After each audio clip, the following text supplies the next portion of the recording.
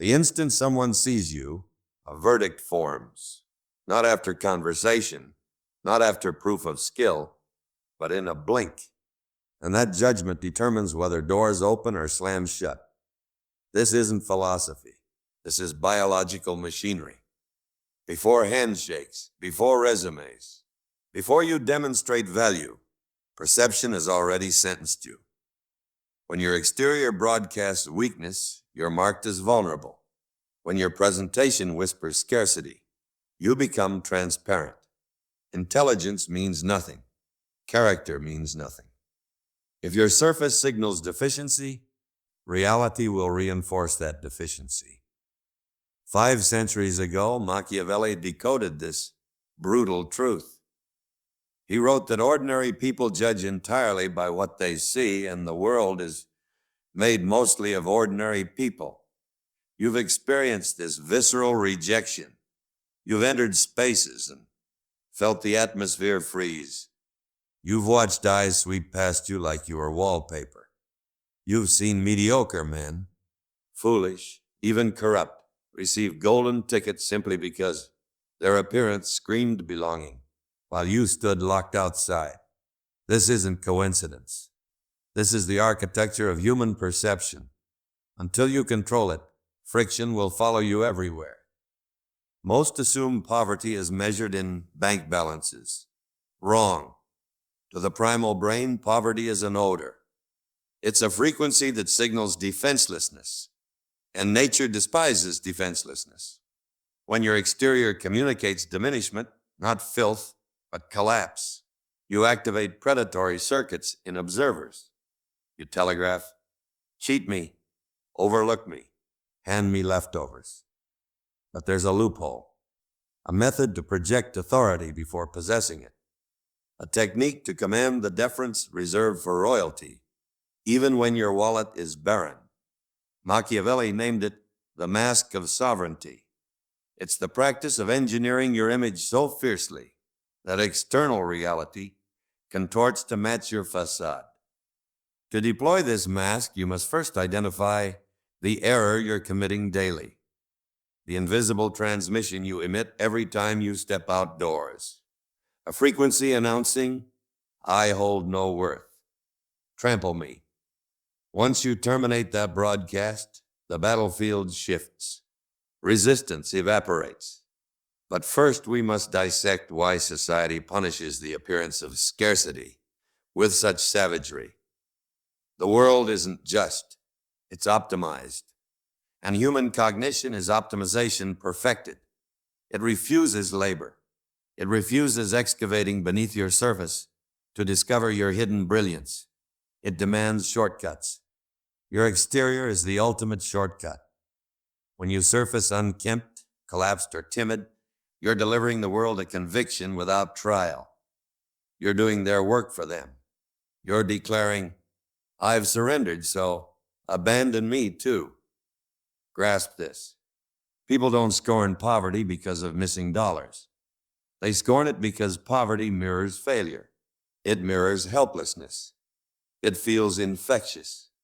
When someone looks impoverished, they appear contaminated, not with illness, but with misfortune. And humans, superstitious animals, scatter from misfortune. Machiavelli observed that people assess by sight far more than by touch. Everyone observes your surface, but almost no one experiences your essence. Everyone perceives your projection. Rare few encounter your core. Recall the last time you saw someone in a stained garment, spine curved, gaze lowered. Did you wonder about their intellect? Did you imagine them as a visionary artist? No. You labeled them failure, damaged, avoid, instantly, without malice, to conserve energy. Now picture that person as yourself, because frequently it is. We construct comfortable lies. We claim, "I'm genuine. I'm indifferent to opinions. I dress for ease." This is victim dialect. Ease is power's adversary. Authenticity without influence is mere static. When you project poverty, Everything opposes you because you've stripped your defenses. You've marched into combat exposed, and in warfare, the exposed aren't mourned. They're eliminated. Consider the horn effect. It's the halo effect's sinister twin. If one attribute registers negative, scuffed footwear, defeated posture, the mind extrapolates all attributes as negative.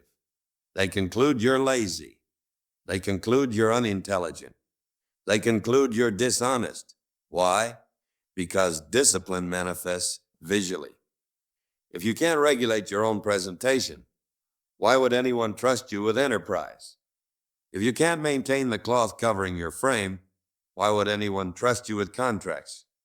The visible is evidence of the invisible, or so the world interprets it. To abandon your image is to slander your own spirit. You're broadcasting a falsehood about yourself. You're announcing worthlessness when you possess worth. And the world, being merciless and literal, believes your announcement. There's a dark paradox governing resource movement. Capital gravitates toward those who appear not to require it. Approach a financial institution. Request a loan dressed in desperation. Radiate need. Let your tone waver with your actual poverty. What occurs? The vault seals. Interest climbs. You're hazardous. Now observe someone equally desperate, but they arrive in tailored garments. Their grooming is precise. Their timepiece reflects light. They speak unhurriedly with the detachment of someone holding options. They don't beg. They present. The vault opens. Terms become favorable. Why? Because they transmitted abundance. Humans obey the law of association. We link wealth with competence. We link poverty with inadequacy. If you appear desperate, assistance evaporates. If you appear capable of providing assistance, the world deposits resources at your feet. This is why the simulate until achieved philosophy isn't vanity. It's survival architecture. It's Machiavellian pragmatism. To project poverty is to signal expense. To project wealth is to signal opportunity. Nobody desires an expense. Everyone desires an opportunity. When you enter negotiation looking diminished, you're requesting charity, and charity is a cold fragment, delivered with disdain. But when you enter looking formidable, you're proposing partnership. You must understand, people fear association with failure. If they employ someone appearing careless and that person fails, they appear foolish. I should have known, they'll say. Look at them. But if they employ someone appearing flawless and that person fails, they're forgiven. They looked capable, they'll say. They deceived everyone. Your presentation is insurance for decision makers. By looking appropriate, you reduce their risk in betting on you. If you refuse this game, you're not being authentic. You're being arrogant. You're assuming the world owes you time to uncover your buried treasure. The world owes you nothing. It's your responsibility to excavate your value and display it brilliantly so even the unseeing recognize it. Machiavelli counseled the ruler to expertly pretend and conceal, to hide true nature if disadvantageous, and project required nature. If you're starving, appear satisfied. If you're nervous, appear bored. If you're broke, appear to be traveling incognito. Because the instant they detect blood from your need, predators encircle. Let's descend deeper. Examine the primitive brain.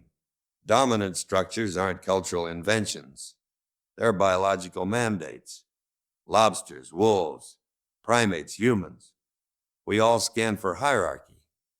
What happens when a wolf spots an injured sheep? Does it feel compassion? Does it think, poor creature, I'll assist? No. The injury triggers the kill response. Human civilization is sanitized predation. We don't shred throats with fangs. We shred them with litigation, mockery, exclusion, exploitative offers. When you project poverty, you're limping.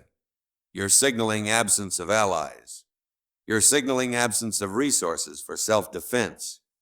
You're signaling that harming you brings no consequences. This explains why the impoverished face excessive policing, overcharging, and neglect. They're low-risk targets. If a vendor cheats someone in expensive attire, they fear retaliation. They fear lawyers. They fear influential connections. They fear reputation destruction through whispers. If a vendor cheats someone in shabby clothing, they fear nothing. Who listens to the shabby? Who cares? By projecting poverty, you eliminate your deterrent. You make yourself safe to exploit. I've witnessed brilliant intellects destroyed because they missed this. They believed their work would protect them. They believed their loyalty would protect them. But they dressed like subordinates, so they were treated like subordinates.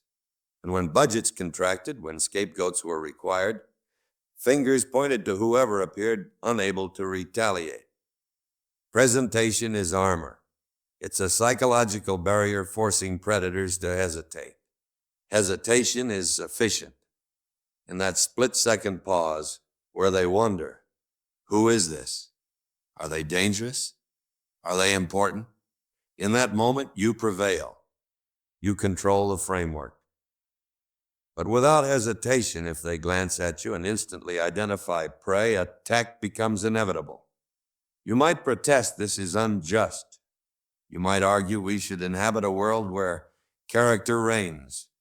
You can debate gravity while plummeting from a cliff. It won't rescue you. Machiavelli didn't document the world as it should be. He documented the world as it is.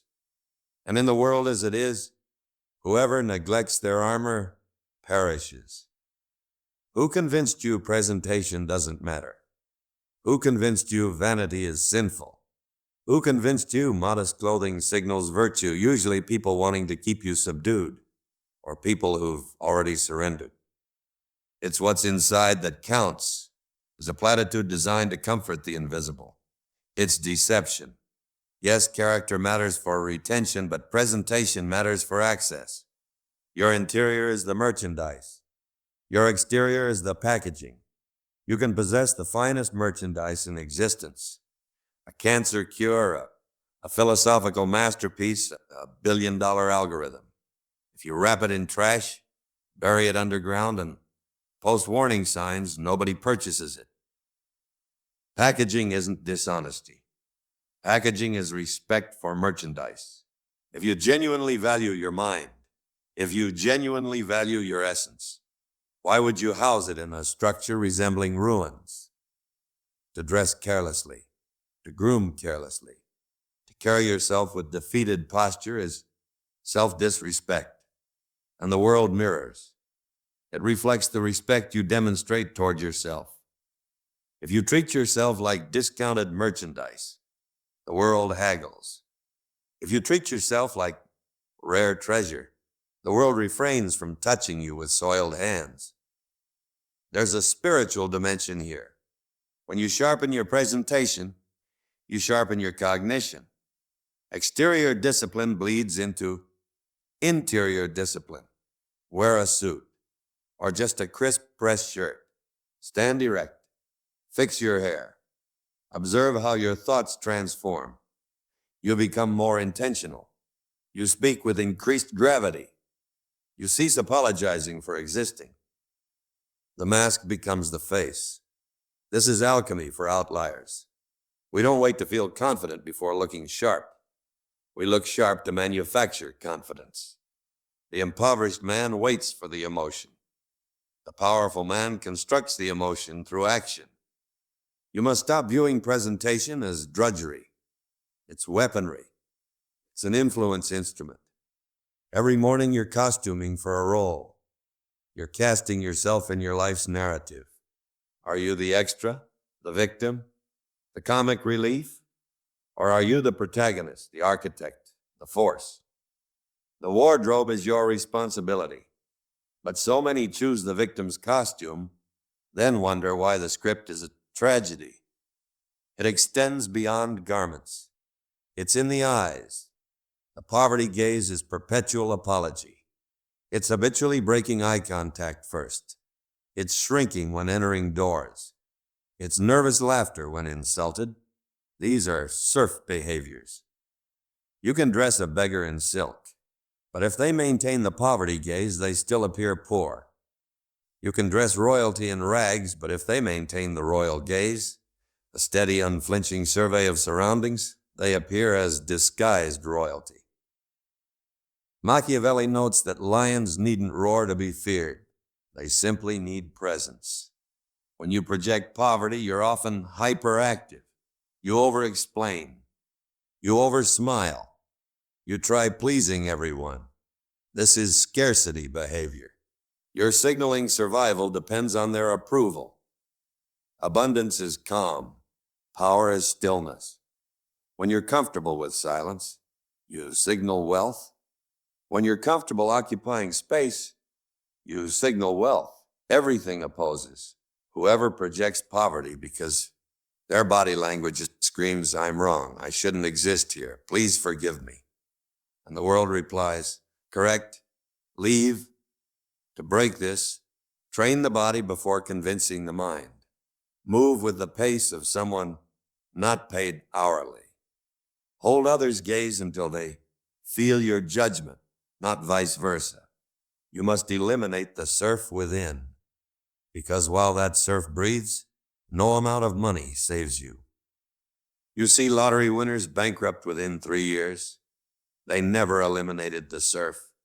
They purchased expensive items but wore them with a thief's apology. They looked poor in luxury vehicles, and the world stripped them. This brings us to poverty's loudest signal: noise. The impoverished man is noisy. Noisy with words, movements, complaints. He fills every silence because silence creates anxiety. In silence, he fears judgment, so he babbles. He reveals plans. He reveals insecurities. He discloses debt, failed relationships, chronic pain. He provides all ammunition needed for his destruction and calls it openness. Power is silent. Observe predators. Tigers don't announce presence until striking. The CEO speaks least at the table. The Godfather whispers. When you overtalk, you signal your words lack value. You're inflating supply, crashing demand. To never project poverty, master the closed mouth. When you're silent, you become a blank canvas. People project fantasies onto you. They wonder, what are they thinking? Do they know something I don't? In that information vacuum, they invent power for you. They assume you're judging them. And in their insecurity, they seek to impress you. This is the Machiavellian reversal. By saying nothing, you force them to perform for you. But the instant you complain about gas prices or exhaustion, the spell shatters. You become mortal.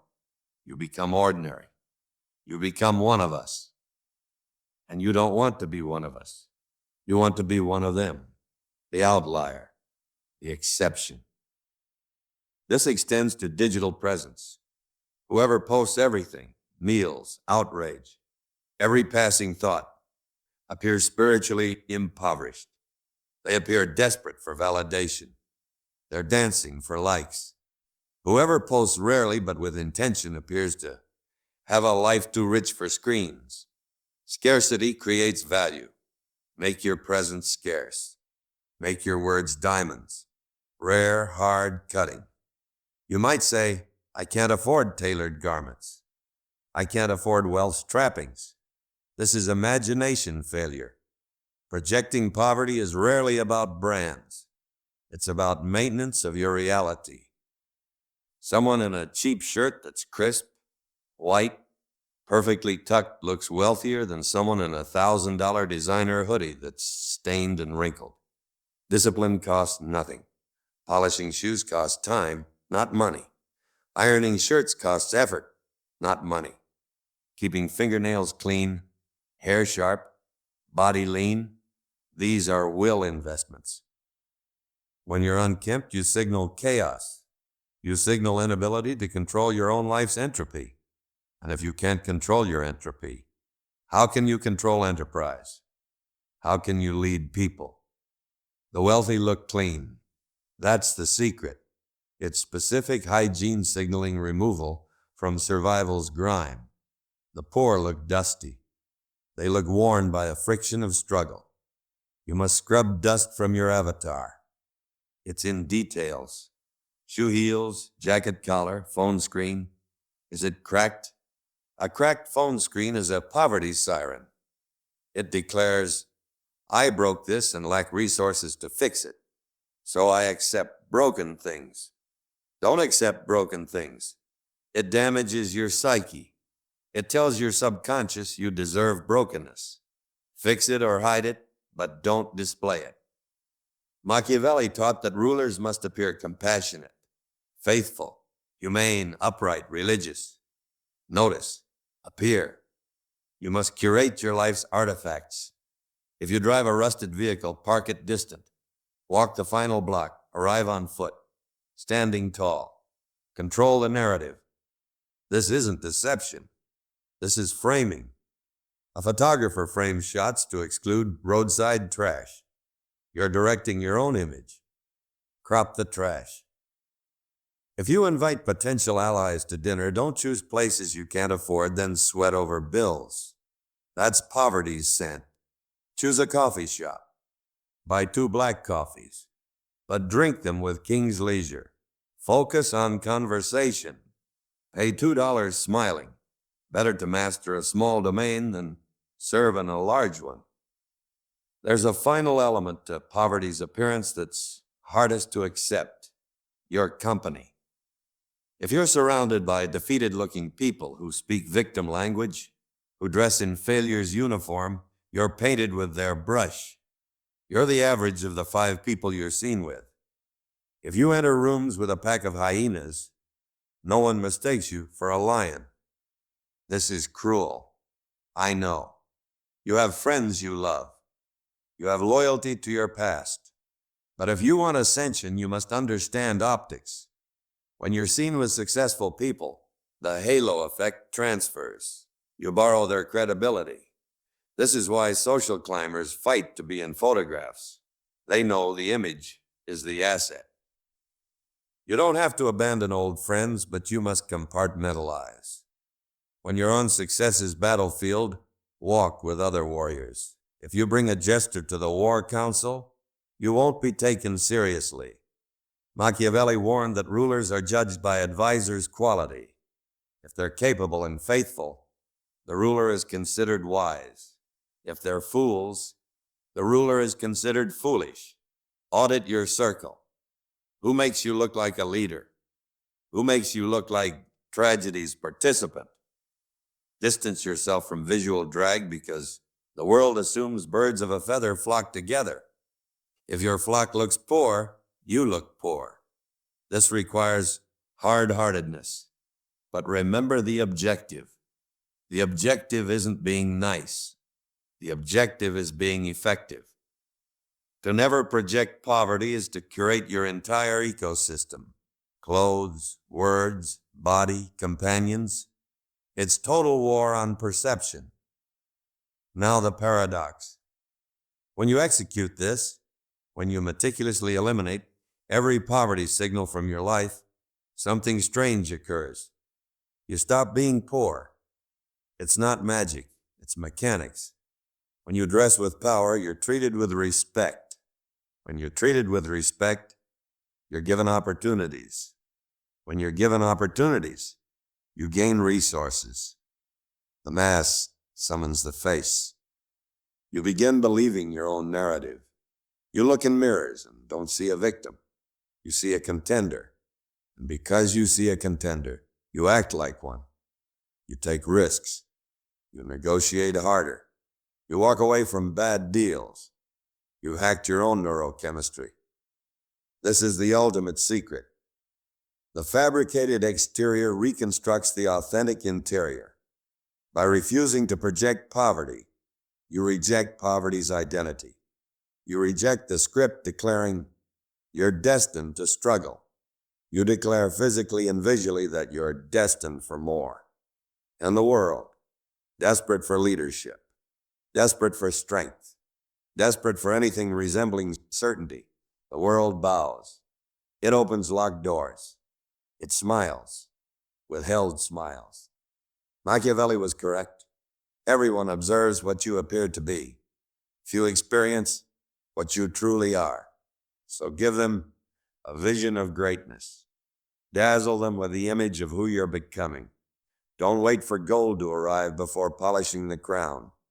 Wear the crown now. Gold follows royalty. But if you remain in rags waiting for permission to transform, you'll die in them.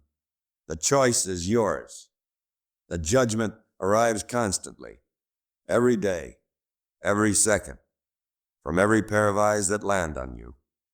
Will they see prey or will they see a master? You now understand the law, but understanding is merely the first step. Execution is the abyss where most collapse. There are specific techniques to manipulate perception too dangerous to share openly. There are psychological triggers that can make giants kneel and make paupers appear princely. If this opened your eyes, understand this is only what I can reveal publicly. There are videos I cannot upload for everyone. There are aspects of dark psychology I simply cannot discuss publicly on YouTube without facing censorship or demonetization. The algorithm suppresses the most powerful information. Those exist behind the join button. If you're still here, you're not like the others. If this resonated, hit that like button for mind verity. But if you want what's hidden, click the join button and step into the architect level. You'll unlock exclusive, uncensored videos diving into the deepest parts of human psychology. Most won't. That's the point.